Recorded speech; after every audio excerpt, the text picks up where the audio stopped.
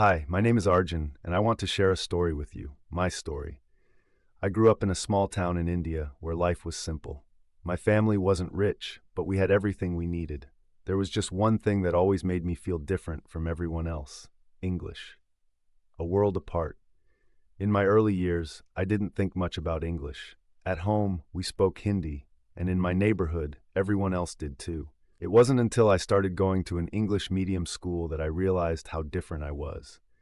On the first day of class, I walked in with my new uniform and bag, feeling both excited and nervous. But the moment the teacher started speaking, I felt a cold sweat forming on my forehead. She spoke in fluent English, and I could barely understand a word. It wasn't just the teacher. The other kids seemed so confident, like English was their second nature. They laughed at jokes, answered questions, and even chatted during breaks, all in English. Meanwhile, I felt like I was on the outside looking in, unable to join the conversation. Struggling to keep up.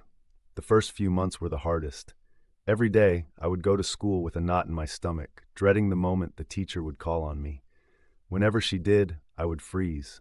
The words would get stuck in my throat, and all I could do was stare at my desk, wishing I could disappear.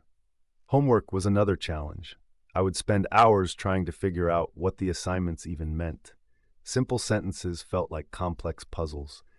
I remember sitting at the kitchen table, dictionary in hand, trying to translate word by word. But even then, the sentences made no sense to me. My parents tried to help, but they didn't know much English either. My father, who worked as a mechanic, would often say, "Arjun, English is the key to a better life. You have to learn it."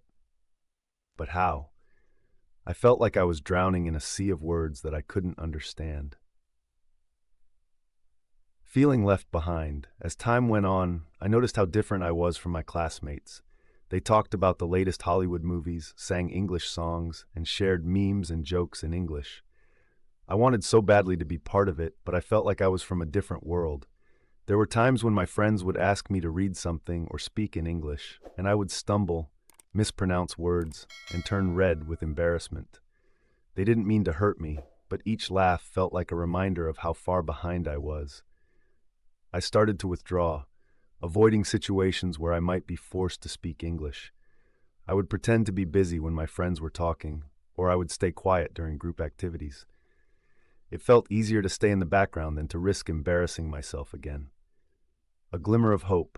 One day, something changed. It was during an English class, and the teacher was explaining a story from our textbook.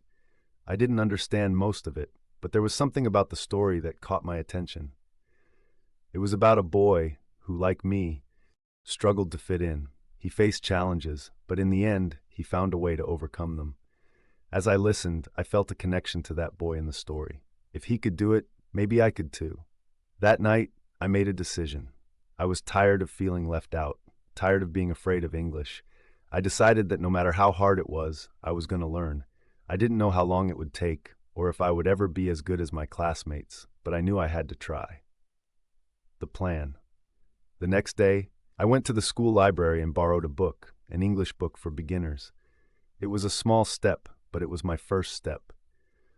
Every evening after school, I would sit down with that book and read. At first, it was slow going. I had to look up almost every word in the dictionary, and even then, the sentences were hard to understand. But I kept at it. I would read the same pages over and over until the words started to make sense. I also started watching English movies with subtitles.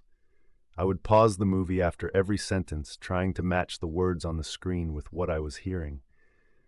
It was frustrating at times, but it was also exciting. I was starting to pick up new words and phrases, and slowly, English started to feel less like a foreign language and more like something I could actually learn. Practicing in secret, speaking was still a challenge. I was too shy to practice in front of others, so I started talking to myself. I would stand in front of the mirror and have imaginary conversations, pretending I was talking to a friend or answering a question in class. It felt silly at first, but it helped. I could see my own expressions, hear my own voice, and slowly I started to feel more confident. I also began to think in English. Whenever I had a thought, I would try to translate it in my head. It wasn't easy, and I often got stuck, but it was another way to practice. I knew that if I wanted to get better, I had to immerse myself in the language as much as possible. Asking for help. One day, I gathered the courage to talk to my English teacher. She was a kind woman who always encouraged us to do our best. After class, I stayed behind and told her about my struggles. She listened patiently and then smiled. "Arjun," she said, "the fact that you're trying is already a big step. Learning a language takes time, but with your determination, I'm sure you'll succeed." She started giving me extra exercises and even invited me to join a small group of students who were also working on improving their English. We would meet after school to practice speaking, reading, and writing. It was comforting to know that I wasn't the only one facing these challenges, and being part of a group made the journey less lonely. The turning point. A few months later, our school was preparing for the annual day celebration. Our class was going to put on a play, and I was given a small part. At first, I was terrified. The thought of speaking English in front of the entire school made my stomach churn. But I knew this was my chance to prove to myself that I could do it.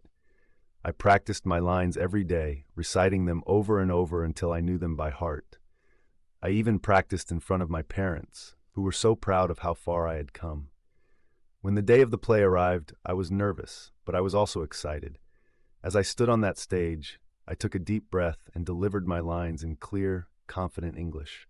The applause that followed felt like a victory over my fears, over my doubts, and over the struggle that had held me back for so long.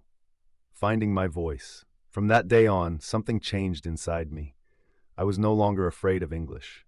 I started participating more in class, answering questions, and even helping my classmates who were struggling with other subjects. My friends noticed the change too. They began including me in their conversations, and I found myself laughing along with them, finally understanding the jokes.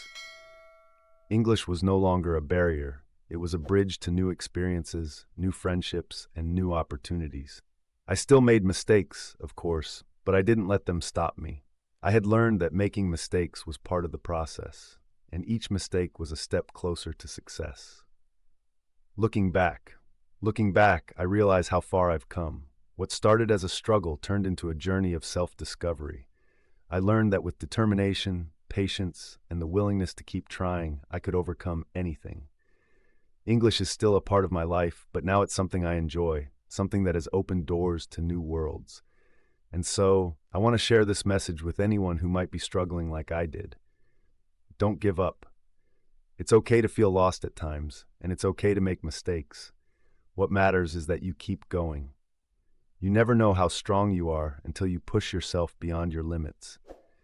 And when you do, you'll find that the journey, no matter how difficult, is worth it.